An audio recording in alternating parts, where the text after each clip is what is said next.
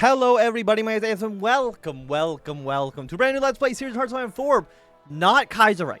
Okay, we're going to be playing Kalterkrieg, which if you do not know, is the Cold War Kaiserreich mod, which I think has been in development, I think, for 6 years at this point, and myself, and I'm sure plenty of other people, just assumed that it would never actually get made, right? There's a lot of Hoi 4 mods, Fallout mods, any mods for any game that they say are going to come out, and then that just never actually happens. But this one actually did.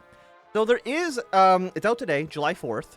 I'm recording this maybe an hour before it actually will go live on YouTube. So there are 4 full focuses. There's Germany, the Nubian Federation, Canada, and New England. As far as I'm aware, those are the 4 that have, like, full trees. And what is the mod? Well, essentially, it's 1948. The Second World Krieg has ended. The Internationale has lost. You know, France is occupied. Britain is once again the UK. Italy is unified. Spain is the Spanish Republic. However, on the Eastern Front, Savinkov did not lose necessarily. There was a ceasefire around the Dnieper. You know, half of Ukraine is gone. Belarus is gone. A handful of the Baltic territory over here is now controlled by Russia, by Russian puppet states. So there's been basically a ceasefire in the East. Victory in the West, and now there's a big Cold War between ourselves and the Entente headed by the Canadians. We'll kind of go into more mechanics as we get in, because I really have not actually been following the mod development that closely at all. I knew that it existed, and that's really about my baseline, so I'm kind of going into this more or less blind. The end of the Second World Krieg. After 7 years of war that touched every continent on the globe, the bloodiest conflict in human history is drawn to a close. The Commune of France fell in 1945, and the Russian state was forced to sign a ceasefire some 7 months ago. But now that the Internationale's final bastion has finally fallen, Oswald Mosley's Unit Britain capitulated following the shocking detonation of Naval and the subsequent invasion of by the Entente and her forces. For the people of the Reichsreich and the Entente, the victory in Europe is cause for celebration. However, the peace that's left behind is uneasy at best. The diplomatic relation between the Allies has broken down after a series of political clashes over the situation in Europe. And the optimistic co-cooperation promised by the Halifax Conference is now a distant memory. All the while, the terrifying weapon that the Kaiser now possesses is a concern to all. Whatever next decade will bring, it's clear the world has entered into a new age. Okay, so I thought the war ended... The fact that the war only ended like 7 months ago is kind of crazy that it lasted until 1947. But, okay, so what is our starting situation? We have 270 factories. We have an army the size of 128 divisions. Not bad. 61% party popularity. We are currently paternal autocrat. Currently, the DENF are currently in charge. We've got our little Reichspakt as well. So let's set our armies up. Get them all. You know, size 16 is fine. I'm not really too concerned about the military stuff. I don't know how much war is going to be happening within the mod. So it might be more similar to TNO than it is to Kaiserreich. We'll have to kind of like just play and find out. Okay, so we'll get... Do I have no field marshals? Oh no, these are all field marshals. The picture's just gray. Okay, we'll get our 2 field marshals. Let us assign some generals, and we'll basically put one of them on the Russian front, one of them on the Entente front. I think that seems fair enough. Okay. So our divisions are ready to go. I've not organized these. I haven't looked at the military stuff at all. Maybe we'll worry about that another time. Yes, we'll get these divisions all over to here. And who's actually in our faction? We got France. Danubia is friendly, but not actually in the faction. So let's send one army over to France. We will send the other onto the border with the Danubian Federation. And I think that should be good, at least for now. For our research slots, what do we want to take? Do we have our basics? Construction speed, steelmaking, chromium, aluminum refining, tungsten mining. Well, let's go for 8% research speed, actually. You know what? Let's get the early RAM. Follow that up with construction, improve factories, as well as excavation 2. I think those are all just pretty simple. We don't need to think about it too hard right now. Okay, We have a bunch. What do we need to build? Consumer goods at 92. Special projects are at 60 for military spending. Okay, so there's like a little spending mechanic. So let's just go civilian factories in these areas where we have some strong production bonuses. Seems good to me. And what do we need? We have no template for rocket artillery. That's fine, though. Let's just go more tanks, sure, and then we'll go more planes. Planes are always a good time. And then for our navy, let's just get some convoys out here. Let's start building some submarines, some heavy hulls, and we're already getting 3 carriers. You know what? Let's get 1 less carrier. Let's go for a... yeah, let's put the rest in the frigates. That seems more than okay. For enemy ciphers, I guess we'll break Russian ciphers first, because that seems like that might be the most important, but we'll have to kind of wait and see. And for our resources, aluminum. Do we have any just from our subjects? Not really. So you know what? Let's trade with the Dutch with you. For our tungsten, we will trade with Burma. And for chromium, we'll trade with the Ottoman Empire. I think that seems fair enough for now. And our decisions. The Bundestag, we have 18 out of 62 supporters. The Reichstag, 102 out of 415 supporters. They're okay. This is now getting a lot more, a little bit more intense. Got decisions here. We don't have any of those right now. Building a new state. Expiration of the Enabling Act will be in 812 days. We'll get our Army Navy experience. The Neustadt reforms are complete. So I'm guessing we're basically in a like a little bit of a dictatorship because of the war, which is what the Enabling Act is for. Okay, so right now we are gonna have 102 seats. Who's actually in the government? It looks like Zentrum, DKP, DENF, and the DVLP. Okay, it's all the ones that are in gold here. Okay, DKP's got 73 seats. DVLP's got 23. The DVFP has 6. Agrarian stuff. So who's the biggest party then? It's the SPD. And then I'm not too sure because these are other Zentrum seats. Okay, so that's broken up into 3 different parties, even though it's all kind of the same block. Okay, so there's a lot of parties in here. For the Bundestag, we have 17 supports from mostly from Prussia. It looks like. They have 17. So we have 18 out of 62. I'm assuming we have all of Prussia's, and then, you know what, maybe Saxe-Coburg and Gotha. I think maybe that'll be our 18. I'm not too sure which of these we actually control. And this is to hide... Are they hidden or are they shown? I'm guessing they were already showing by default, but there's just none there. Okay. The Heimdallers' violent peace. Glorious Deutschland, the recent years have not been kind to you. Despite facing adversaries which would have overwhelmed lesser nations, our great nation has overcome them, and once again stands victorious. Unlike in the previous war, victory has come at a high cost. Are you trying to tell me that World War I did not come at a high cost to Germany? That doesn't seem very likely. The German Empire has endured an overwhelming assault on all sides, both at home and overseas. The despicable Japanese have robbed us of our position in the Pacific and the Far East, while at home the entirety of the left bank Rhineland has been desecrated by the French. Even Niederwaldkammel has not been spared by their spiteful wrath. On our east, our Ostwald allies fought bravely, but the Russians managed to push to the gates of Kölnberg, and the dissatisfied groups took advantage to rise up against our friendly regimes and their supports. Without a Danubian intervention, there stands a question about our own victory, as their joining would have allowed us to focus our forces in to deal with the Internationale. Now, with the return of peace once more, a tenuous peace brought on by the Haldemir, we have looked forward to a new era, with old enemies licking their wounds, new enemies seeking to undermine us at every turn. Deutschland shall overcome once more. So I'm guessing in this universe, Austria did not even join the war.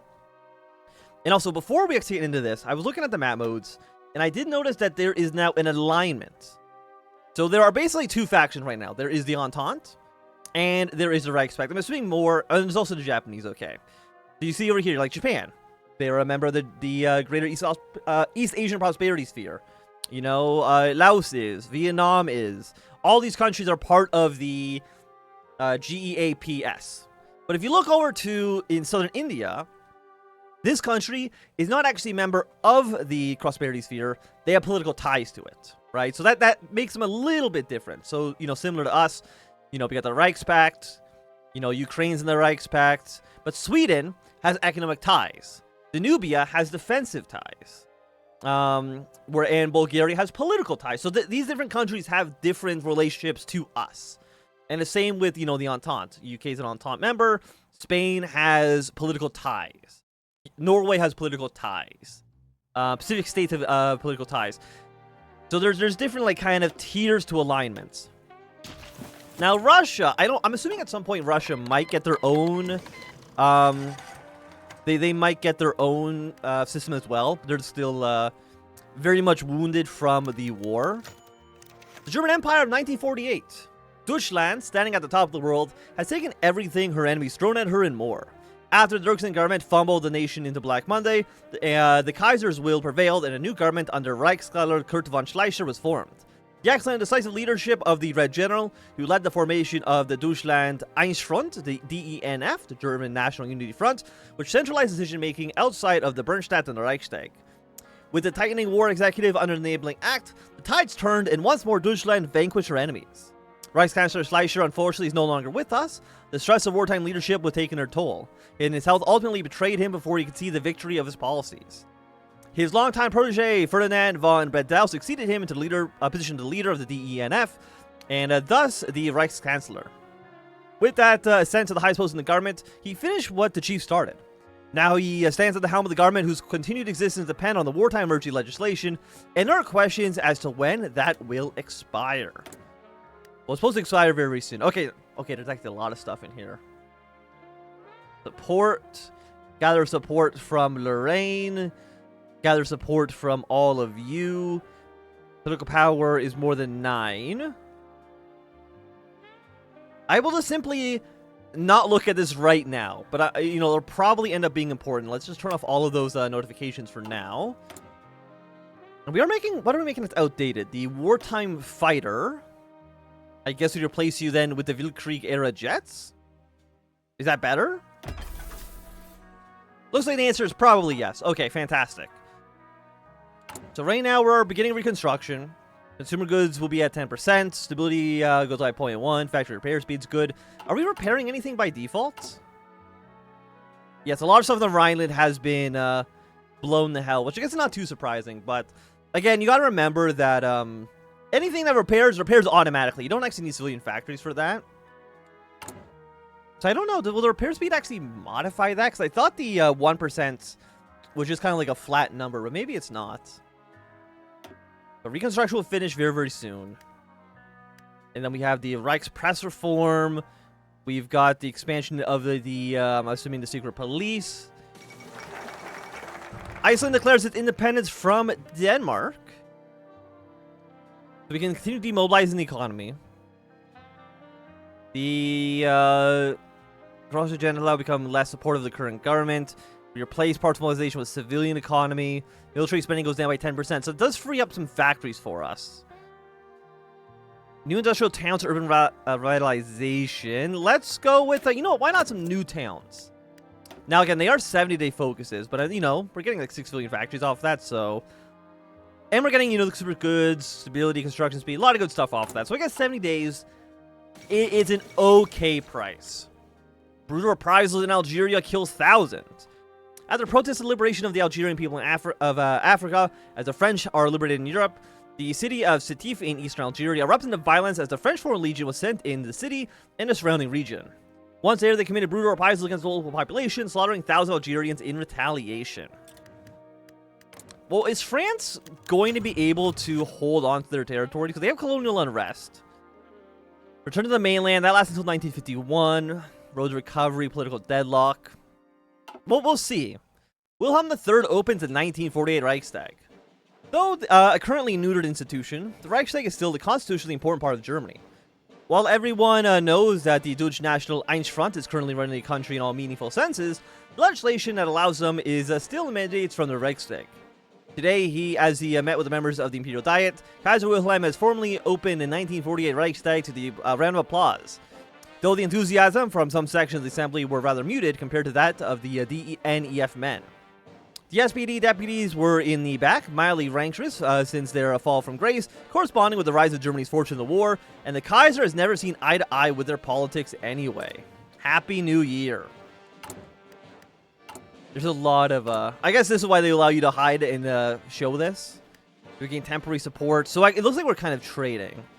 Oh, no, we get the support, but then after 60 days we lose said support. We're not trying to pass any legislation, so I don't think it's going to be too important for us right now to spend political power on that. So let's look at our national spirits. What do we have? We have their Einloschkrieg. Mobilization speed's bad. War support's pretty bad. So this is basically like, hey, we just had a massive war. Presumably millions have died. Nobody wants another war. Fair enough. And then we have political power gain 0.5. Stability goes down. Drift defense goes up. Facing the efficiency to democracy, the enabling act was pushed through the Reichstag by Kurt von Schleicher's minority government. The act affords the government the authority, while the nation lies in a state of national emergency, to pass laws with the consent of the Reichstag and the Bundesrat. Okay, now the war legally over, though the national emergency is still legally ongoing, a decision must be made. Reich Chancellor Ferdinand von Bredau, together with a large clique of militarists and anti-democratic conservatives, are making plans for the great centralization of the government, cementing the currently de facto dictatorship while permanently neutering the Reichstag and the Bundesrat. Okay. Then we have scars of the Kommunbund. Stability goes to 40% consumer goods factor. Stability 20%. Construction speed, factory output, document output is also pretty bad. This is due to the sheer devastation of the Rhineland. Aftermath of the nuclear bomb, political power goes down. People don't want to trade with us as much because they're a little scared of us. And I can see the dreadnought races. Our navy is dog shit.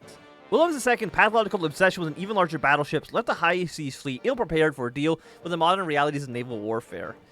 Okay, so this is basically saying we had too many battleships in an age of carriers. Understandable. Political power gain, armor is great. Negative 5% reinforcement rate is pretty bad. So Greater General Staff was legally established in 1814, and ever since, our General Staff has been the most advanced and capable in the world. Okay, and they're highly supportive of the current government.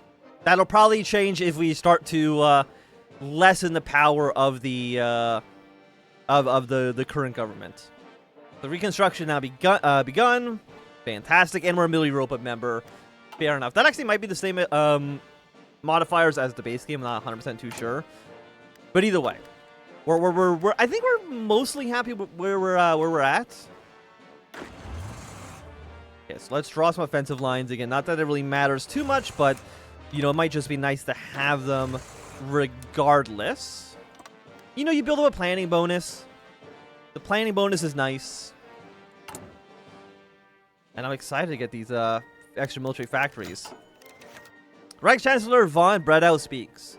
Following on the Reichstag's opening week, Reich Chancellor Ferdinand von Bredau took the time today to speak at length to the deputies of the Imperial Diet. His speech was typical of the rhetoric that he has been using for the past year, working over the ground that has now been well planted. He is continuing to make a decisive and structured, slow burn bid to grow organic support for his reforms in the corridors of state power. There are many in the Reichstag who still see the DNEF as an imposition in the workings of the state, but there are also those who are willing to see it as the next evolution of the Constitution of 1920. The speech went rather well, and the Reich Chancellor finishing on a simple quotable note that was taken up in the newspapers. So what do we have? Stability goes up, war support goes up, or just more political power. You know what? I don't know how important political power is going to be in this mod, so you know what? Let's take the reform of the nation. Because what are our economic policies? We have high taxation, we have large subsidies, public secondary schools, public option healthcare, medium infrastructure spending, medium service spending as well, high conscription, the Bredau system, which is currently war support, political power gain goes down, more population. Again, this is more of a wartime government, right? It's more of a wartime view of how the government should be running. We'll see how long that goes. Professional military is fine, and merit-based immigration. Okay. Then we have our ministers. Stability, war support. You are currently the head of the government. We then have you as our foreign minister, which is a little bit of decryption, which, I mean, is fine, I guess. Political power goes up. Construction speed is nice. And then you are the economic minister. I mean, most of your modifiers are like not that good. You are Minister of Justice. I mean, the stability I'll definitely take. Minister of the Interior. Again, stability, intel network strength. I don't think I care about that too much. And then for the head of intelligence, I mean, you're probably fine as is. I mean, I probably would have preferred the political power gain guy, but it is what it is. Can't really change, you know, what he's doing. Okay, agreements are released to the 52 Olympiad. With the end of the Second Weltkrieg, the International Olympic Committee has met in Stockholm, Sweden, to discuss the upcoming 1952 Olympics. After a long discussion, the German, Canadian, Danubian, and French delegations have finally reached an agreement. The agreement states that the 1952 Summer Olympics will be held in Berlin, Germany. The 1952 Winter Olympics will be held in Montreal, Canada. French officials attempted to try to hold the Winter Olympics in the French Alps, but the IOC determined that the reconstruction had moved too slowly and settled on Montreal as the final selection. So, I mean, because we're playing like a brand new mod, you know, typically if we were doing, let's say, you know, a normal Kaiserreich run, where the Olympics was being held, I probably would not pay too much mind to it, right? Because, you know, there's like the Dublin Olympics event. Yeah, it is what it is. Because, again, we are playing a new mod. We're going to read a few more events that maybe we otherwise would, especially the little pop-up ones. Just so you know. Also, they changed how world tension works. Balance of power right now is 25 points in our favor. Second Weltkrieg, CON influence, nations of interest, the influence law, current wars, there are none. I'm going to say this is probably good, but I'm assuming we probably don't want like 100% influence one way or the other, or else that will be bad. But I do think that, at least right now, it's going to be a good time for the end of this episode, and I hope you'll join me for this new journey in Kalterkrieg. So I will see you next time. Have a good day, and goodbye.